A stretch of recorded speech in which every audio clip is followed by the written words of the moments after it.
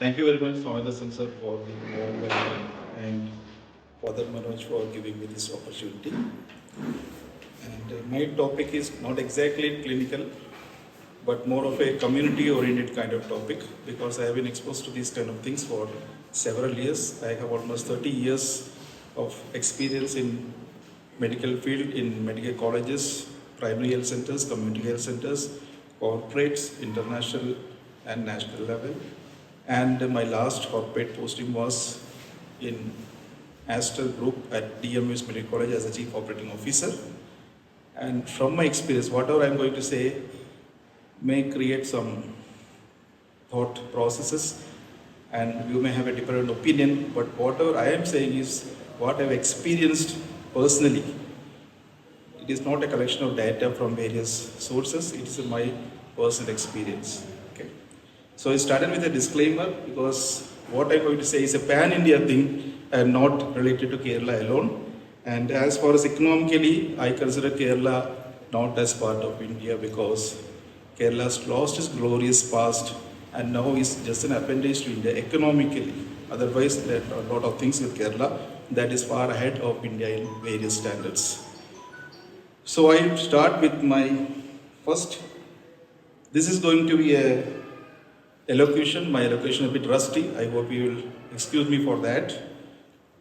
And I have written an essay, a 4-page essay, and I will read it out to you.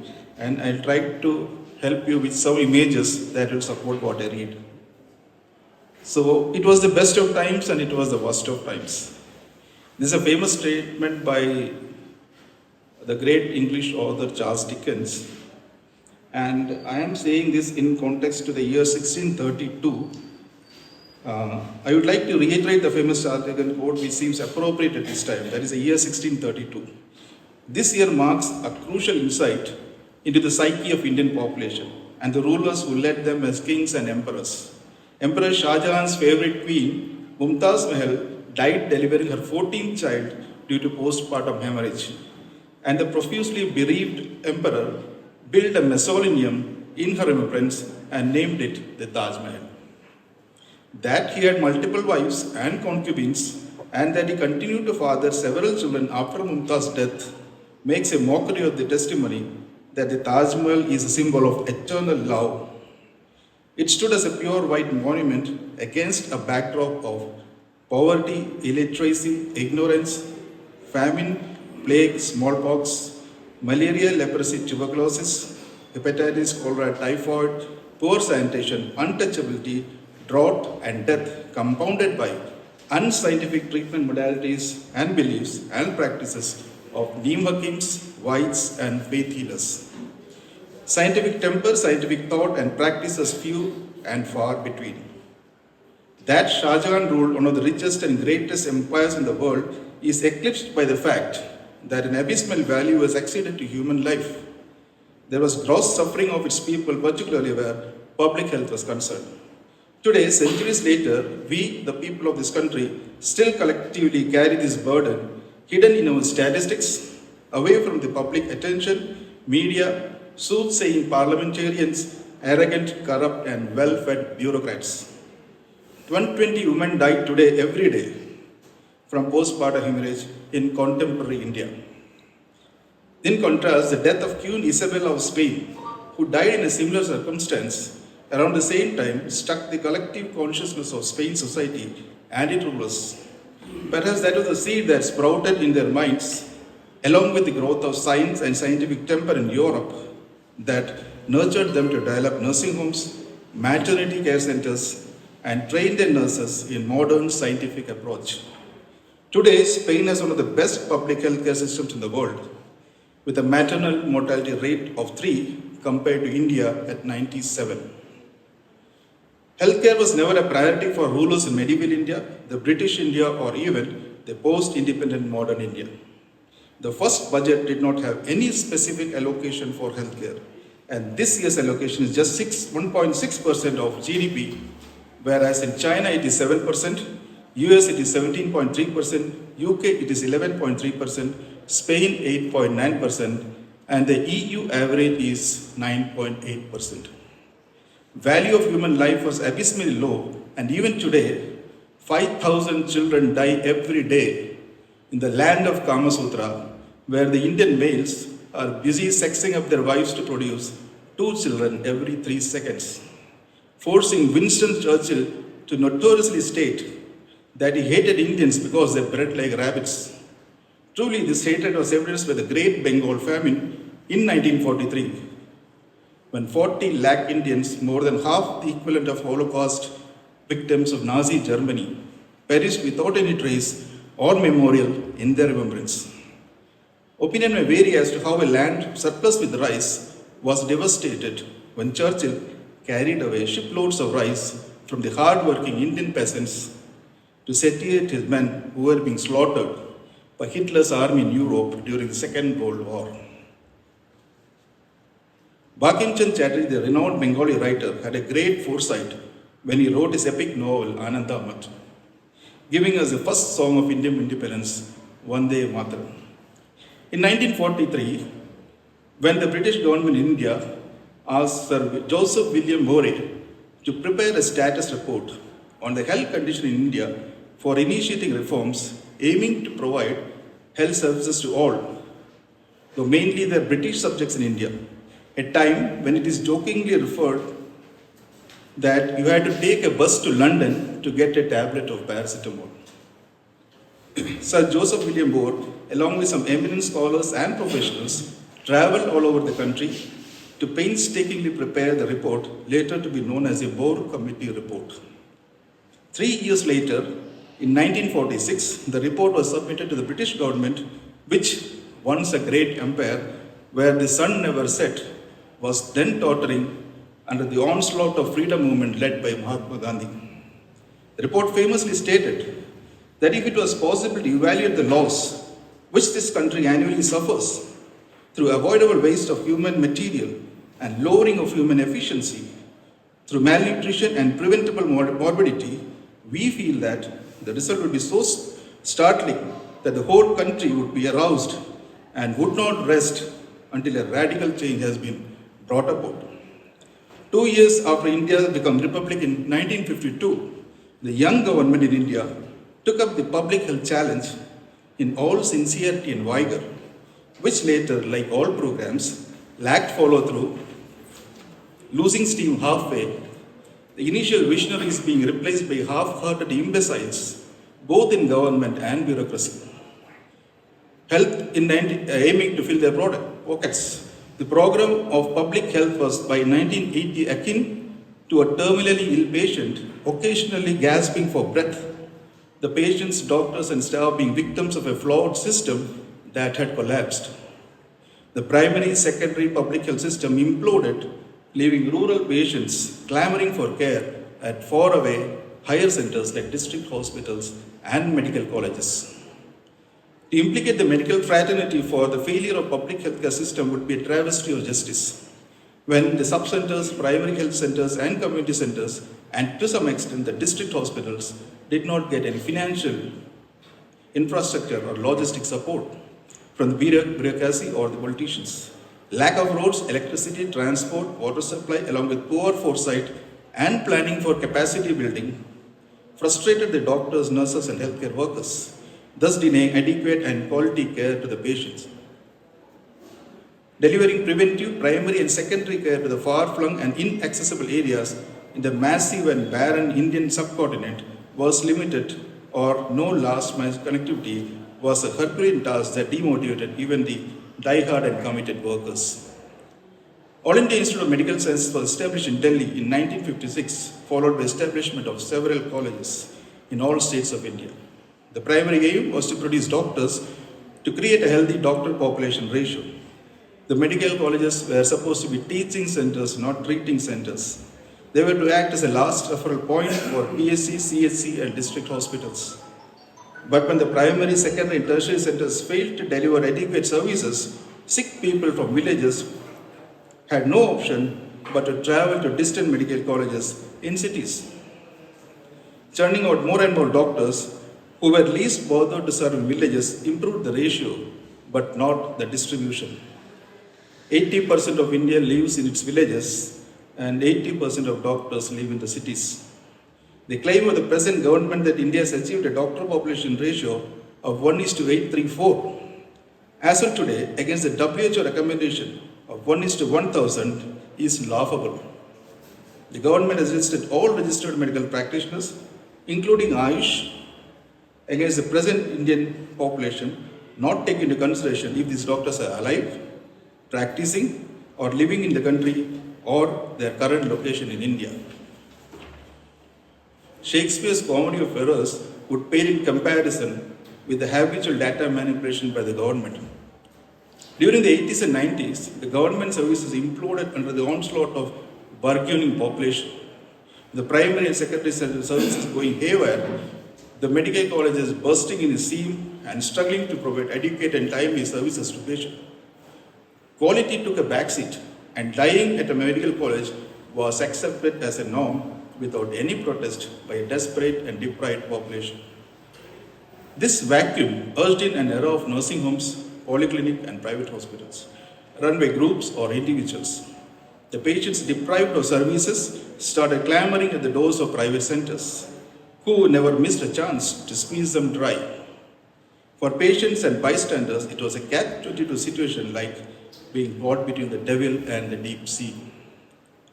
The socio-political-economic landscape of post-independent India was a testing laboratory for various shades of democracy, mixed with communism, socialism, capitalism that waxed and waned depending upon the whims and fancies of its rulers. The only consistent thing that Indian democracy had was its inconsistency. The plight of the Indian voter was best described by the famous Hindi writer and political satirist, late Sri Harishankar Prasad. This is what he said: भारतीय मतदाता का विकल्प एक गरीब आदमी के समान है, जिसके पास केवल 2 फटे हुए बनियान हैं। वह एक पहनता है जबकि दूसरे को धोया और सुखाया जा रहा है। The Indian voter's choice is like that of a poor man who has only 2 torn vests. He wears one while the other is being washed and dried. When nothing seemed to work, the financial burden of the country became insurmountable. The desperate government by early 90s mortgaged its gold reserves to save the economy. An immature and vulnerable India was forced to open its borders to liberalization and free market economy. The country that had a history of repeated invasions and loot was once again invaded financially by multinationals and business conglomerates. The healthcare sector had a boom in the market when major corporates established themselves.